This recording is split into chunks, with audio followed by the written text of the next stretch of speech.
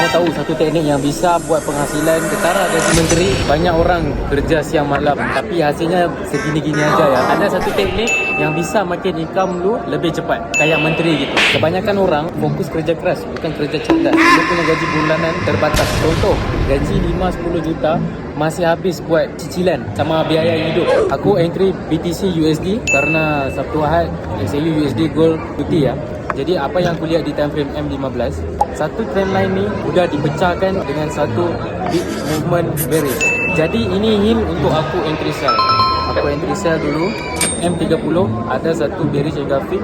Empress sudah collect zone bearish engulfing M30. So aku entry sell. Sementara aku layan view di Burj Khalifa. Lihat ya, aku enggak kerja 9 to 5, liburan di Dubai, Burj Khalifa, sambil santai-santai petang hanya dengan satu setup aja. Kita tunggu beberapa menit hasil teknik yang gue ngomong ni. 1 hour later. Tu udah gue katakan teknik udah junam ni, kira-kira 30 juta ya. Misal kalau trading itu cukup belajar baca support resistance aja, disiplin entry, jangan jadi greedy. Kebanyakan trader itu bila ada sifat tamak dalam diri mereka, karena itu mereka bisa MC. Jangan tunggu lagi 5 tahun kerana trading ini peluang yang sementara, peluang yang singkat. Tekan link di bio, tekan 3 titik, open browser, kita jumpa di Burj Khalifa. Habibi, Mas, Kak, come to Dubai.